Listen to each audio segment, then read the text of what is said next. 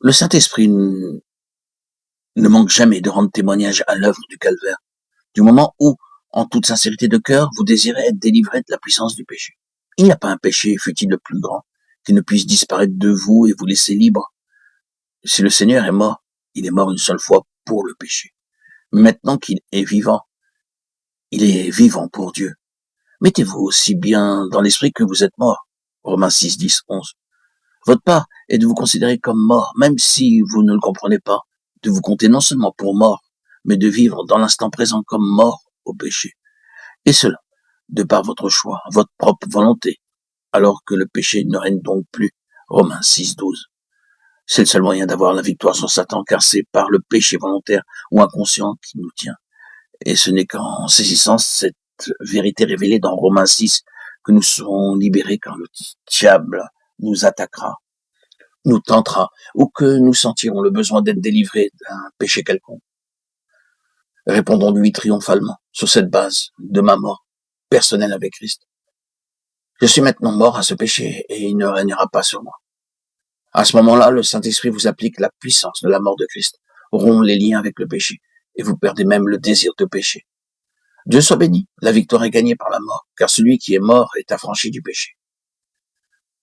L'abîme de la mort est entre vous et le péché, et même entre vous et le tentateur tant que vous demeurez dans cette attitude de mort.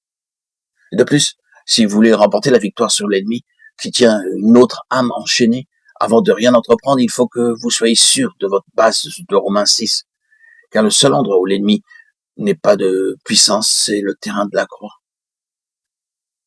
Cachez-vous en la mort du Seigneur Jésus, et au nom de Jésus, levez-vous aujourd'hui, et que le péché ne règne donc plus. Prenez cette position, mettez-vous bien dans l'esprit que vous êtes mort au péché. Dieu vous révélera ses plans d'action pour vous. Là, au calvaire, à mesure que vous apprenez à demeurer en sa mort, votre vision deviendra plus claire. Les nuages qui obscurcissaient votre vie s'effaceront. Et vous commencerez à voir que sur la croix, notre Sauveur, le vainqueur, a dépouillé les principautés et les puissances qu'il a publiquement exposées en spectacle triomphant d'elles sur la croix pour vous. Colossiens 2,15. Lorsqu'en esprit vous vous assirez ensuite avec lui dans les lieux célestes, vous chanterez le cantique de Moïse et de l'agneau, et vous verrez que vous triompherez de la bête. Apocalypse 15, 2, 3. Vous lirez l'Apocalypse comme jamais, vous ne l'avez lu avant et vous comprendrez que c'est un livre de guerre et un livre de victoire. Puis vous verrez que le Sauveur ressuscité en gloire a envoyé un appel vibrant à son Église. À celui qui vaincra, dit-il, venez, montez. À celui qui vaincra, je lui donnerai à manger de l'arbre de la vie, même s'il habite où Satan a son trône.